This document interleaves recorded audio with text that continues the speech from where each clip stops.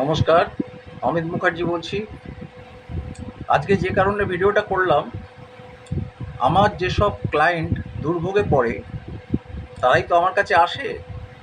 তার মধ্যে chronic patient বা উপসর্গজনিত রোগী বা যদি যাদের মাসকাবারি ওষুধ চলে এবং একটা ক্রনিক রোগ আছে, রাত্রে ঘুমোতে পারে না, অস্বস্তি হয়, মাঝে মাঝে ঘুমের ওষুধ খেতে হয়, সেই সব রোগী আমার বেশি।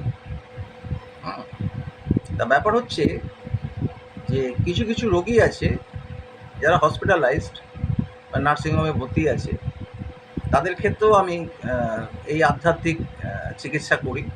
আমার কোনো ওষুধ নেই, খাওয়ার কোনো ব্যাপার নেই, এবং অবৈজ্ঞানিক কোনো খাবার যেমন গঙ্গা জল অমুক তমুক কিছু খাবার কোনো ব্যাপার নেই। আমি টোটালটাই আধ্যাত্মিকভাবে চেষ্টা করি তার উপসর্গটাকে কিছুটা কমাতে। এই নয় যে একজন ক্যান্সার পেশেন্ট আমি দেখলাম আর সে রাস্তায় ছুটতে শুরু করবে, এটা হয় না। এবার ব্যাপার হচ্ছে এইটা যে রোগটা আস্তে আস্তে কিছুটা কমে, ওষুধের খরচাটা কমবে। তা এটা পরীক্ষিত, আমি সেইভাবে করেছি চেষ্টা এবং তাতে সাফল্য পেয়েছি। তো এটা 3টে স্টেজ আছে।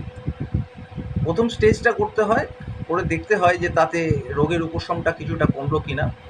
তো তাতে আমি দেখেছি মোটামুটি 10 থেকে 20% রিলিজ হয়, 100% নয়, 10 থেকে 20% রিলিজ হয়। এই রিলিজটা যখনই দেখে নিই তখনই বুঝতে পারি যে এই প্রসেসটা কাজ করছে, হ্যাঁ, মেডিসিনটা সঠিক ডায়াগনোসিস।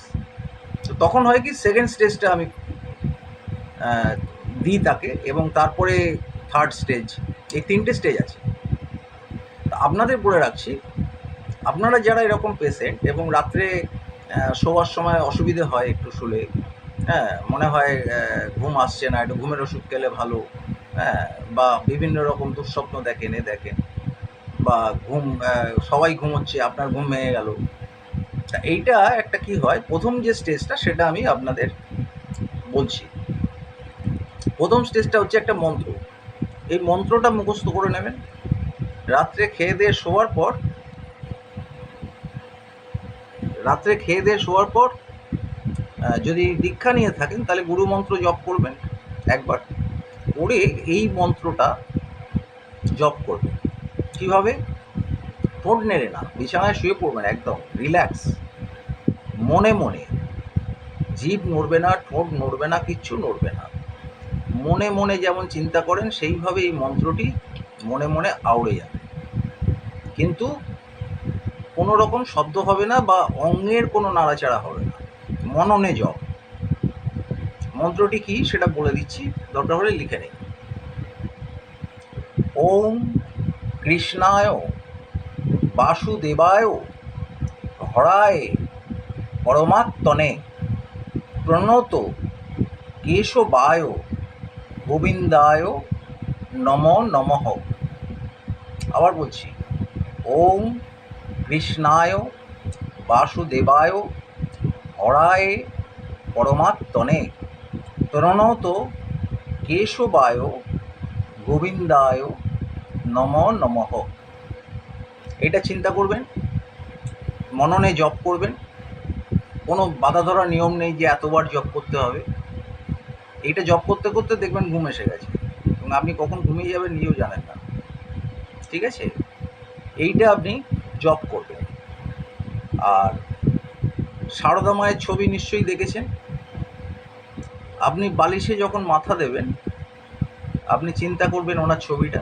এই জপ করার আগে আপনি বালিশে শুলেন, সারদা মায়ের ছবিটা চিন্তা করবেন, করে আপনি ভাববেন এটা মনে মনে যে সারদা মা বসে আছে, বালিশটা তার কোল, আপনি তার কোলে মাথা রেখে শুয়ে আছেন।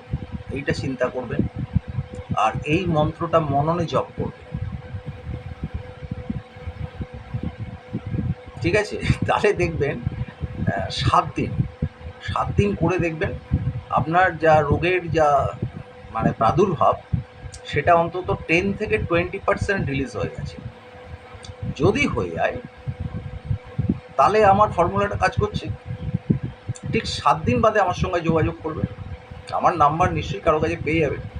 হ্যাঁ, তাও বলে রাখছি, 9830 আবার 98153। আবার বলছি 9830298153। 7 ডেজ বাদে আপনি যোগাযোগ করবেন, তার আগে নয়। যোগাযোগ করে আমাকে বলবেন কেমন আছেন। যদি দেখেন ভালো আছেন, তাহলে আমি সেকেন্ড আর থার্ড টেস্টটা আপনাকে বলে দেবো। সেটা ইয়েতে না, সমাজ মাধ্যমে না, সেটা আমি আলাদাভাবে আপনাকে বলে দেবো। ভালো থাকবেন সবাই।